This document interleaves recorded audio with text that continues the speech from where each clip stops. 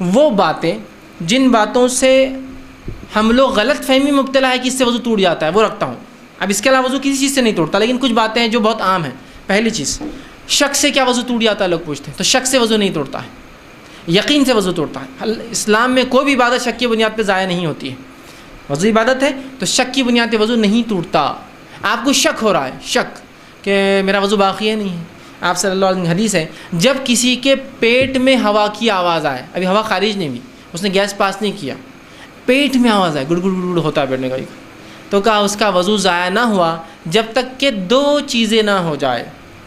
ایک، آواز نہ آ جائے، ظاہری آواز، پیٹ میں الگ آواز ہوتی. دوسرا، بدبو نہ آ جائے. جب تک وضو نہیں ٹوٹا.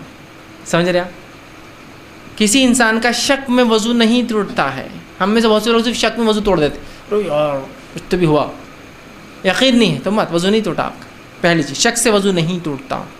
صحیح مسلم کی روایت ہے کہ تم میں سے کوئی شخص پیٹ کی آواز سے وضو کو ضائع نہ سمجھے جب تک کہ دو چیزیں نہ ہو جائے، خود آواز نہ سن لے یا بدبو نہ آ جائے. ہو گیا، شک سے وضو نہیں ٹوٹتا، پہلی چیز. دوسرا، قہقہے لگا کے ہنسنے سے وضو نہیں ٹوٹتا. جیسا کہ ایک روایت آتی ہے کہ نبی اکرم صلی اللہ علیہ وسلم کو نماز پڑھ رہے تھے، ایک صحابی جن کی آنکھ میں تکلیف تھی وہ آنکھ کو ملتے ہوئے مسجد میں داخل ہونے لگے، صف کے سامنے سے ایک گڑھے میں گر گئے. ان کے گرتے کچھ صحابہ نے ہنسنا شروع کر دیا نماز میں. تو آپ نے کہا جس نے ہنسا وہ دہرائے. یہ روایت ضعیف ہے، یہ روایت صحیح نہیں ہے. یہ روایت جس نے قہقہے لگائے وضو کرے اور دوبارہ نماز دہرائے. ہاں، قہقہے لگانے سے نماز ٹوٹ جاتی ہے، وضو نہیں ٹوٹتا. کیوں؟ تو نماز میں کوئی بھی عمل نماز سے ہٹ کر ہونے سے نماز ٹوٹ جاتی ہے، وضو نہیں ٹوٹتا. وضو الگ مسئلہ ہے، نماز الگ مسئلہ ہے. ٹھیک، تو اس کا نماز ٹوٹیں گی، لیکن وضو کے تعلق سے وہ جو روایت ہے وہ صحیح روایت نہیں ہے. ٹھیک، چلیے آگے. تیسرا، لوگ سمجھتے ہیں کیا گناہ کو کرنے یا دیکھنے سے وضو ٹوٹ جاتا ہے؟ نہیں. میوزک سن لیتے کیا وضو ٹوٹتا ہے؟ نہیں. کسی نے میوزک سنا، آپ سننے نہیں، آپ جا رہے ہیں، میں یہ نہیں بول رہا مسلمان سنتا ہے، جا رہے ہیں سنا دیں، نہیں ٹوٹتا ہے. تو کسی گناہ کے دیکھنے یا کر لینے سے، مطلب کرنے سے وضو نہیں ٹوٹتا. یاد رکھیں، وضو کا الگ معاملہ ہے، گناہ ایک الگ چیز ہے. اسی طرح جو ہے بہت سے لوگ جو سوال کرتے ہیں وہ یہ ہے کیا سطر کو دیکھنے سے اپنے یا کسی دوسرے کے وضو ٹوٹتا ہے؟ جیسا کہ کوئی بچہ آ گیا ننگا، میں خود نہانے گیا وہ اور نہانے کے بعد کپڑے بدل رہا ہوں، سطر دکھ گیا، تو آپ کے خود کے سطر کو دیکھنے سے یا دوسروں کو دیکھنے سے وضو نہیں ٹوٹتا. ہاں، ہاتھ لگنے سے ٹوٹتا ہے، دیکھنے سے نہیں. تیسرا، خون یا پیپ کے بہنے سے کیا وضو ٹوٹتا ہے؟ تو نہیں، خون یا پیپ کے بہنے سے وضو نہیں ٹوٹتا. اس لیے کہ صحابہ کی کئی روایتیں کہ جنگ اور جہاد میں صحابہ ہوتے اور خون اور پسینے ان کے جسموں سے اور خون اور پیپ جسموں سے ٹپکتے، لیکن وہ نمازوں میں کھڑے ہوتے صفوں میں، جس میں سے ان کے صفوں میں ساری جنگ میں جہاد میں 4 مہینے زخم لگے ہوئے اور خون نکلتا، پیپ ٹپکتا، نماز پڑھتے. اور کوئی بھی ایک بات ہوتی نہیں ہوتا تو آپ سے فرماتے نا کہ تمہاری نماز نہیں ہو رہی، تمہارا وضو فلاں. یہ ایک بھی روایت ایسی ملتی نہیں خون میں. بلکہ عمر ابن خطاب رضی اللہ عنہ کو جب خنجر مارا گیا اسی حالت میں آپ نے نماز مکمل کی تھی، خون نکل گیا تھا نا. اگر خون نکلنے سے وضو ٹوٹ جاتا تو عمر ابن خطاب کی نماز رضی اللہ عنہ کی نہیں ہو فجر کی ہو، لیکن آپ نے ویسے ہی کنٹینیو کی، اس کو اندازہ لگائیے. ٹھیک ہے. اسی طرح ٹخنوں کے نیچے یا کپڑے لٹکانے سے وضو ٹوٹتا ہے. ٹخنوں سے نیچے کپڑے لٹکانا ایک گناہ ہے، سنگین گناہ ہے، گناہ کبیرہ ہے، لیکن اس سے وضو کا تعلق نہیں. یاد رکھیے وہ روایت جو آتی ہے جس نے اپنے نیزار کو ٹخنوں سے نیچے لٹکا اس کا وضو نہیں، وہ روایت ضعیف ہے. یاد رکھیے علامہ ناصر الالبانی نے پہلے اس کو انشاءاللہ حسن کہا تھا، لیکن بعد میں اپنی تصنیف میں انہوں نے اس کو ضعیف کہا.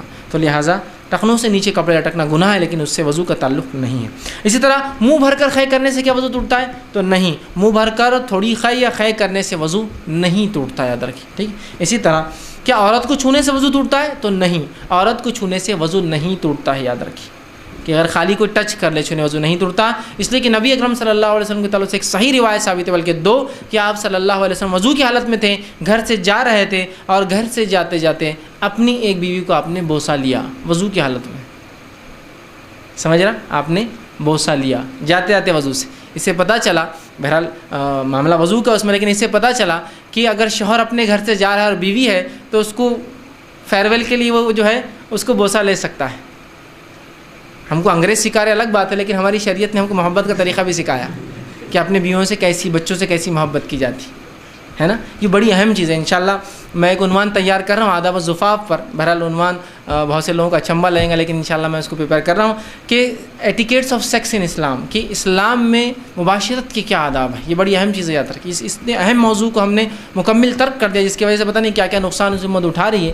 نبی اکرم صلی اللہ علیہ وسلم کا یہ معمول یاد رکھیے، یہ معاملات سے آپ کو اندازہ نہیں ہوگا کہ بہت سے لوگ پریشان تھے، یار میری بیوی جو ہے میرے کو تنگ کر کے رکھ دی، بس وقت دو بولتی. یاد رکھیے عورتیں ہم سے وقت نہیں چاہتی ہے، عورتیں ہم سے ہمارا تھوڑا سا اچھا وقت چاہتی ہے. بس اور نبی اکرم صلی اللہ علیہ وسلم کے تعلق سے ایک روایت آتی ہے کہ آپ صلی اللہ علیہ وسلم اپنے بیوی کے پاس داخل ہوتے رات میں تو اس کو اتنی دیر بوسہ لیتے. آپ کو شاید بہائی لگیں گی لیکن یہ حقیقت ہے, یاد رکھیں, ان چیزوں کو سمجھنا ہوگا. یہ نبی نمونہ تھا ہمارے لیے کہ اتنی دیر بوسہ لیتے کہ روایت میں آتا ہے کہ آپ کی اہلیہ بس کے الفاظ ادا کرتی. فنش. سمجھ رہے ہیں آپ بات کو؟